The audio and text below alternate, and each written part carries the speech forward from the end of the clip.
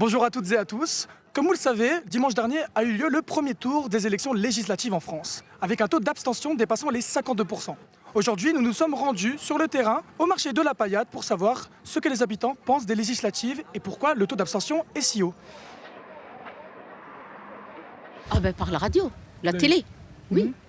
Les journalistes, bon, ils expliquent bien. Hein. Quand il y a eu les résultats des présidentielles, etc., en fait, il y a eu un peu, parce que la jeunesse est pro quelqu'un, pro Mélenchon, et en fait, il y a eu beaucoup de retours à ce propos-là qui disaient, lâchez pas prise, il faut aller voter aux législatives, c'est super important, si vous n'êtes pas content du résultat, etc. Du coup, c'est de là que, avant ça, honnêtement, j'ai 25 ans, mais je connaissais pas encore l'existence des législatives. Non, pas encore. J'ai aucune idée pour le moment.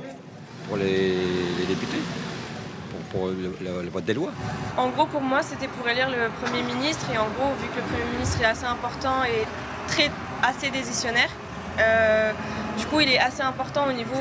il comble un peu les présidentielles. Donc si au niveau du président, on n'est pas trop en accord, c'est important de voter en fait, pour les législatives parce que ça peut rattraper le coup des présidentielles. Pas dans les sujets de politique 100%, mais on aimerait bien écouter s'il y a des informations très importantes. Quoi. J'ai un intérêt pour le choix pour le choix de la France. Quoi,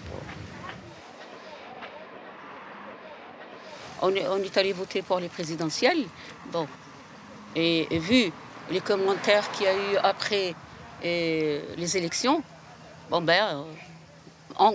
personnellement, j'ai décidé de ne pas voter. J'ai voté pour les présidentielles parce que du coup, j'ai un âge où quand même il faut vraiment commencer à s'intéresser et c'est important. Surtout qu'on est français et que c'est important, on vit ici, donc il faut voter pour notre président. Du coup, je l'ai fait. Et le résultat, voilà, ça m'importait peu au niveau des deux. Il fallait juste pas que ce soit le chat noir. Mais du coup, voilà.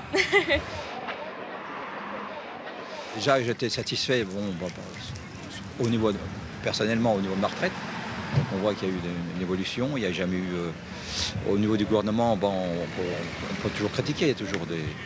Mais il y a eu, des avancées dans les retraites, il a maintenu quand même on a maintenu les salaires pendant les crises du Covid et toutes ces choses-là. Donc il y a quand même eu du positif. On aimerait bien voter à quelqu'un qui prend soin du quartier. Parce que là, on est dans un quartier un peu, comme on dit, entre parenthèses, un peu chaud.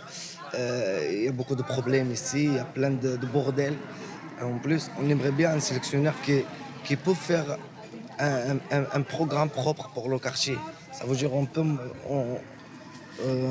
comme la gauche, comme la droite, l'essentiel, qui font son travail pour ce quartier.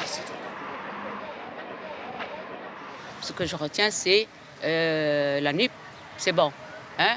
Elle a fait un bon score, c'est très bien. D'accord? C'est le parti populaire, comme on dit. C'est ça.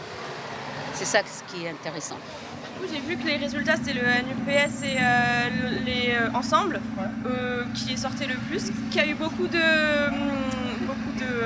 52%, je crois, d'abstention, ce qui est énorme. Si j'ai le droit. Pour le moment, je n'ai pas le droit encore. Oui, j'y vais, absolument. Là, c'est programmé. Je pense qu'on est dans un pays de liberté, on vote. Il y a des pays qui n'ont pas cette liberté, et donc il faut profiter de cette chose. Voilà, donc il faut aller voter.